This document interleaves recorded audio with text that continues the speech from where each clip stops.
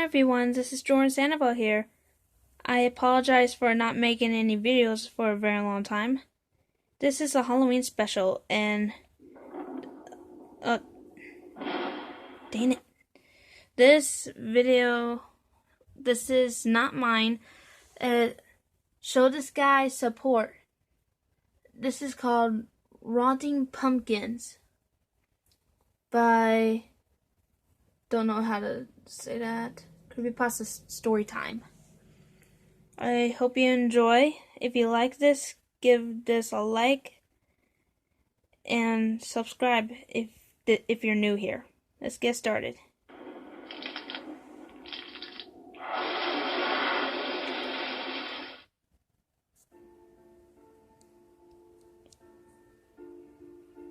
Rotting. The farm near our house had a jack-o'-lantern pumpkin patch on Halloween. It's pretty cool to look at. A whole field filled with meticulously carved pumpkins with their grotesque faces glowing from the candlelight within. There was candy strewn about in little baggies, and kids of all ages visited either before or after they trick-or-treated to get some extra loot. We moved in across the street from that field a couple years ago. At first we loved the idea of the jack-o'-lantern patch. It looked quite haunting and really spoke to the Halloween spirit in me and my wife. But when Halloween was over, the farmer didn't take the jack-o'-lanterns away, left them to rot. I assume it was to fertilize the ground for whatever crop he'd plant in the spring. It made sense. He wouldn't want all that organic material to go to waste. But the problem was, well, they'd attract animals. Animals and bugs. In the unseasonably warm November we had last year, the smell of the rotting gourds brought critters from far and wide to the field. When they were done eating, they'd wander to the neighbors.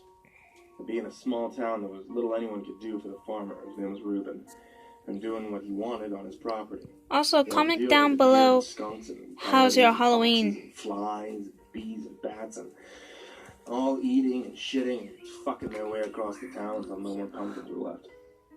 And last year, I approached Reuben while he was setting up the jack-o'-lanterns. He was a friendly guy, and there was never any doubting that. I explained the issue, and he listened. Also, my sister is here, so if you hear whispering, that's just her whispering to me. And also comment down below on what you are for Halloween. Last year was just a test run. This Halloween, everything's gonna be just perfect.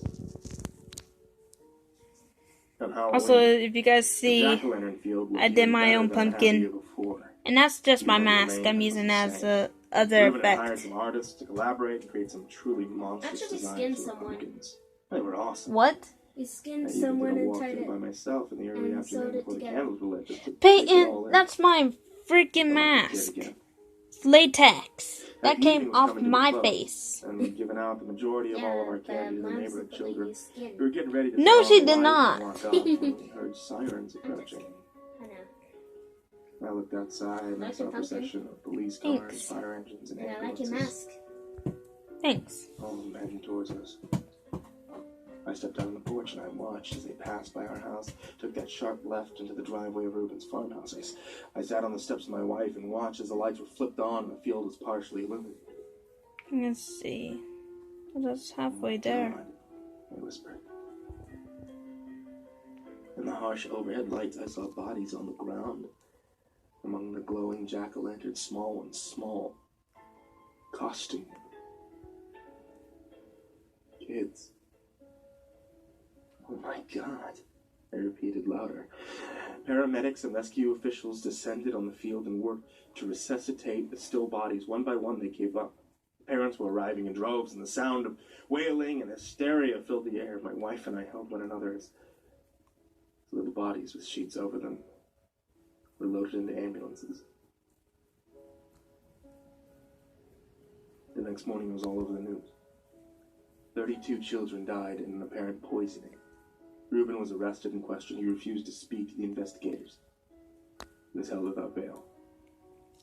Funerals were held, and the pumpkins began to rot. It was another unreasonably warm November, and on cue, insects began to discover the field. Clouds of flies drifted in and out, blanketing the fields in a gray haze as they left their eggs in the pumpkin's softening flesh. In the following days, Toxicology reports on the autopsy of children came back. Whatever had poisoned them is still unknown. They'd exhibited all the outward signs of a poisoning. Cyanosis, hemorrhage, paralysis, etc., but no toxins were found in their bodies. Tissue samples were held for further testing, but the corpses were released to the family. And 2 weeks later, the air was still thick with flies and bees. We hadn't had a frost and things that crawled and flew. Is order in or out? The remains of the jack-o'-lanterns. From the house, I could see the deformed, hideous faces which no longer evoked. Sorry guys if you hear the door opening close. This is my sister. She keeps on forgetting to get something. Incredibly warm autumn continued. 20 degrees above average, according to the weatherman. Flowers were blooming. Cherry trees had blossomed that told 5 months ahead of time. Pumpkins were still there, but mostly formless, having succumbed to a rot and ravenousness of vermin. As the hot November slouched into December, the luckiest of us had started to forget about the tragedy that had befallen the town. But we still got reminders, especially on December 2nd, when Reuben broke his silence. My cousin Ron works for the police department as a mechanic. Doesn't have any access to criminals or official information, but he talks to the cops a lot. The cops like to talk. Ron came over on the 2nd before any news had gotten out about what Reuben was saying. It was clear it was uncomfortable. Lillian and I sat and listened while Ron relayed what his buddy had learned from the detective. The Reuben I knew was nothing like the man being described by my cousin. He'd blanketed himself with cuts and scars and indecipherable symbols and words. Every inch of his flesh was carved and mutilated in one way or another, something he'd done with his fingernails over the course of time that he was in jail. The detectives learned that Reuben was ready to talk when he began to scream the names of each dead child. And just after midnight on the 2nd, he shouted each first, middle, and last name until his voice was hoarse. Detectives stood on the other side of the cell and transcribed what he said. I didn't understand most of it. It was better than nothing. The main takeaway was a date and time, December 5th, 11 p.m. Nice effects. I like these. There was a lot of speculation. All the police could do was park a unit over by the farm overnight just in case he had something planned on the 5th. And on that day, I sat with Lillian and Ron on the front porch and stared. And sorry if I'm being too quiet, guys.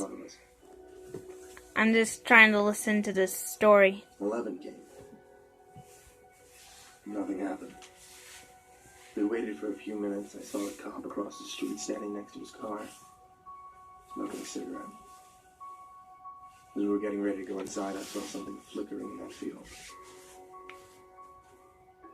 A tiny flame. Look, I told the others and I pointed. They saw it too. More flickers came into view. Hey! I yelled at the cop. He kept pointing at the field. The cop snuffed out his cigarette and walked around the barn to take a good look. Got to the side of the field and then raised his radio to call for backup.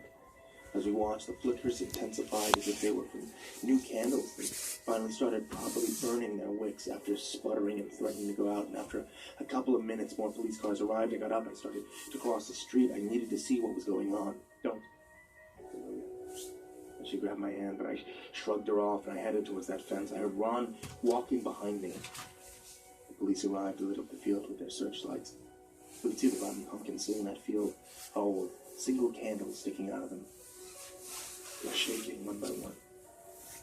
Candles fell and hit the dry straw. The straw ignited. The police officers called for emergency assistance from the fire department. There was no chance that they'd get there in time. The fire began to rage. Entombed in flame, the rotten pumpkins started to burst. Only after their pulpy bodies had disintegrated did they see what was inside. Really, fan? Oh my God.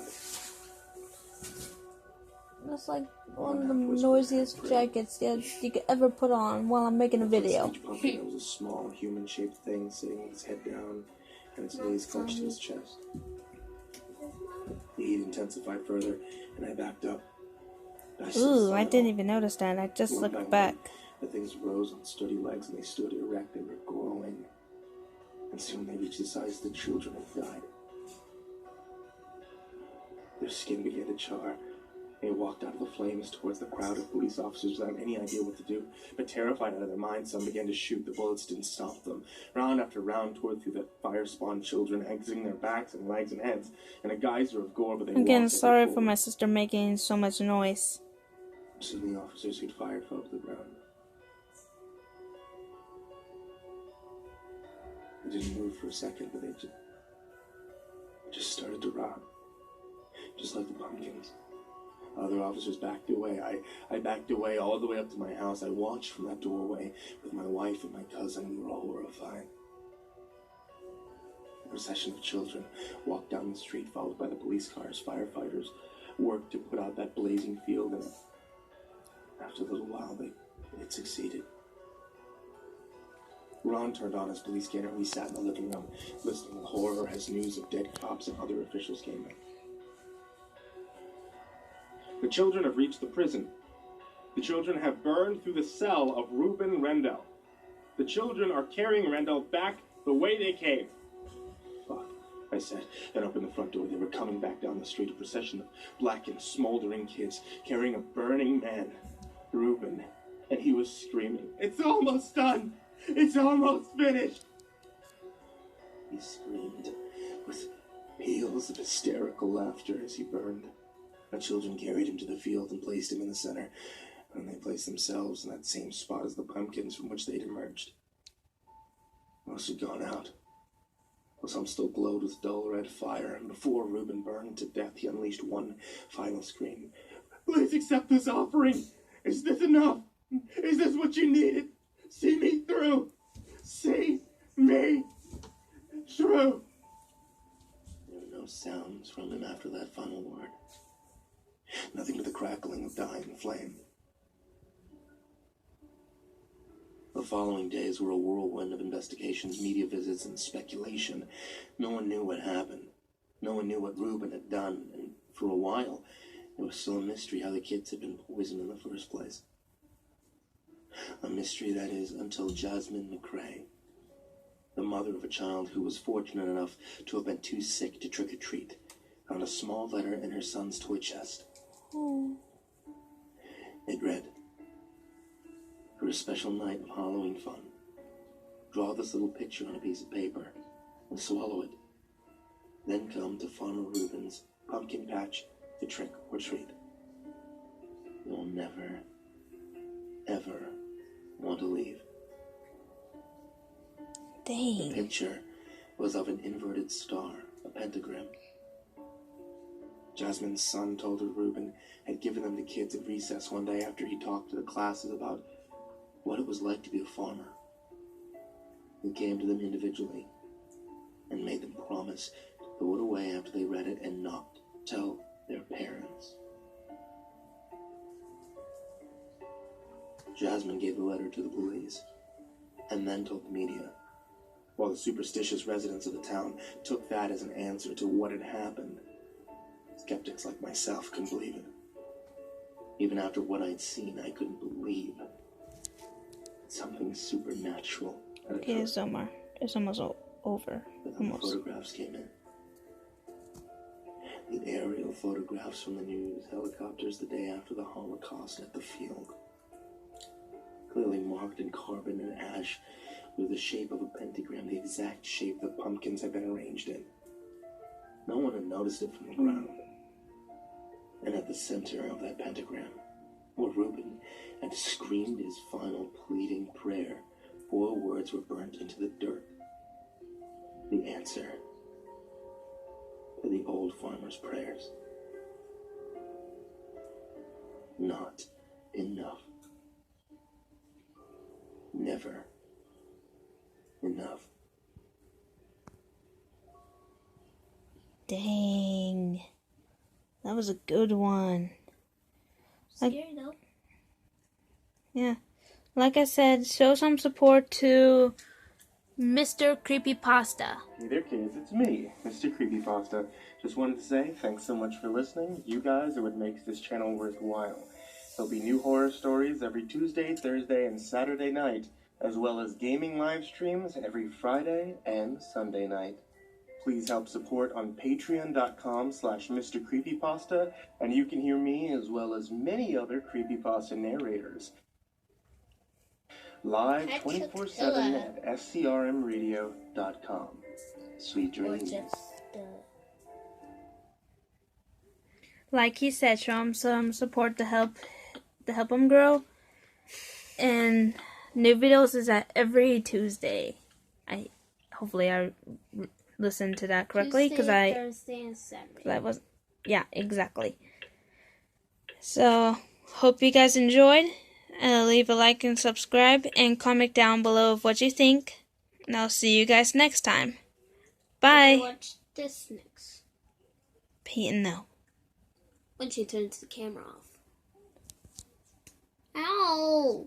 What did you get? And I didn't even hit you that hard. It hurt. Okay, fine. I'll give you a kiss. How about this? Yeah. Better? Yeah. No, not right now, okay? I'm not turning the camera off for a while. Alright, I'll see you guys next time. Bye.